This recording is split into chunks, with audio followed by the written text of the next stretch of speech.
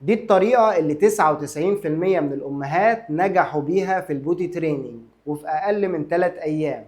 وفي آخر الفيديو هقولك على سر خطير للأسف أمهات كتير بتقع فيه، وده بيفشلها جدا في البوتي تريننج. في الأول كده لو مهتمين بصحة أطفالكم اعملوا متابعة أو اشتراك هنا. خلينا أطمنك في الأول وأقولك إن الموضوع بسيط وإن الأطفال معظمها بينجح بسهولة، ولكن اللي بيخلي الموضوع صعب هو حالات الفشل اللي بتتشير قدامنا كل يوم على السوشيال ميديا. وخليني اقولك كمان ان البنات بيتعلموا اسرع شوية من الولاد. النقطة التانية، تبدأي امتى البوتي تريننج؟ على حسب الابحاث والدراسات فافضل وقت تبدأي فيه هو سن السنتين، ومش قبل سنة ونص، لان الطفل قبل السنة ونص غالبا التحكم العصبي عنده لسه مش مكتمل. ولازم كمان يا مامي تعرفي ان التحكم الليلي ممكن يقعد لغاية سن 4 و5 سنين. ولازم كمان تعرفي ان افضل وقت تبدأي فيه في السنة هو بداية فصل الصيف، وده لان اللبس خفيف، الاستحمام اسهل، الغسيل اسهل، الطفل بيشرب مية كتير على مدار اليوم فاقدر اتابعه،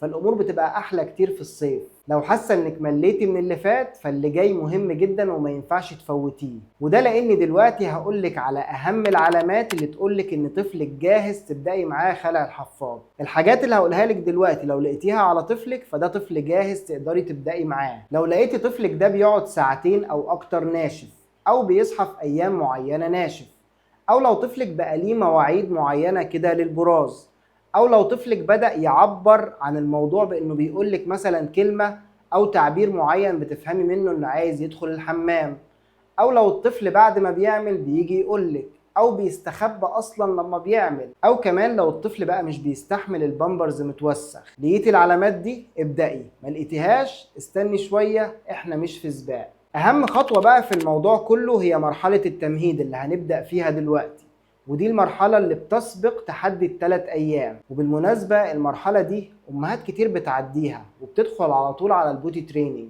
وده بيسبب فشل ذريع في حالات كتير. المرحلة دي بتاخد معانا حوالي من أسبوع لأسبوعين، عايزك فيهم تعرفي طفلك يعني إيه حمام، وتمثلي أنت وباباه إنكم بتدخلوا الحمام، وتجيبي له بوتي كده جديدة في البيت لونها حلو تحطيها له في مكان قدامه، وتبدأي تتكلمي معاه يوميا عن البوتي دي وعن موضوع ان احنا بنعمل حمام في البوتي، وتبداي تحكي له قصه فيها ابطال زيه كبروا وقعدوا على البوتي، وتبداي تجيبي العرايس والدباديب اللي عندك في البيت وتقعديهم واحد ورا التاني على البوتي قدامه. وكل الهدف معانا من المرحله دي نعرفه حاجه واحده بس، انت كبرت والحفاض ده للاطفال الصغيرين. ودلوقتي تبدا مرحله ال3 ايام اللي هي التنفيذ الفعلي. بعد ما مهدنا للطفل باللي فات، عايزك كده في يوم تصحي الصبح وتقلعيه خالص البامبرز، وعايزك تقعديه كل ساعة أو ساعتين على البوتي من 10 ل 15 دقيقة.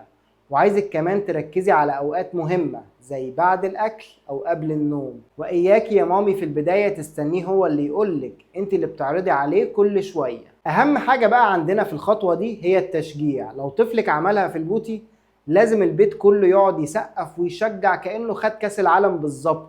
اعملوا له أفراح في البيت. التشجيع بيفرق جدا في نفسية الطفل وبيحببه في الموضوع ده. وإياكي تستخدمي الضرب أو الزعيق أو إن إحنا مثلا نقعد نقارنه بحد أو نقول له كلام سلبي.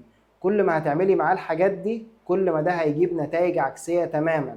افتكري إنك دلوقتي في مرحلة تعلم مش امتحان. وقبل ما أقولك على السر اللي قلتلك عليه في البداية، خليني أقولك إن تدريب الطفل على خلع الحفاض بالليل وهو نايم بيبدأ بعد أسبوعين بيكون فيهم الطفل ناشف تماما. ساعتها دخلي طفلك الحمام بالليل ونيميه من غير حفاض. ولكن لازم تعرفي حاجة مهمة، وهي ان التبول الليلي عادي جدا لغاية سن ال5 سنين. اما عن السر الخطير اللي بيخلي امهات كتير تفشل هي عدم الاستعداد النفسي من الام والطفل. يعني بكل بساطة ما ينفعش طفلك ده يكون مريض، او يكون لسه مفطوم، او لسه واخد تطعيم، او مثلا معاه حالة نفسية كده في البيت، او متوتر او متعصب، او حضرتك تكوني تعبانة مثلا في فترة، او مسافرة، او اي مشكلة كده بتواجهك مخلياكي نفسيا مش مستعدة. صدقيني والله لو بدأتي انت وطفلك وانتوا في الحال ده مش هتنجحوا. وبس كده، اتمنى تكونوا استفدتوا. ابعتوا الفيديو ده لكل اب وام.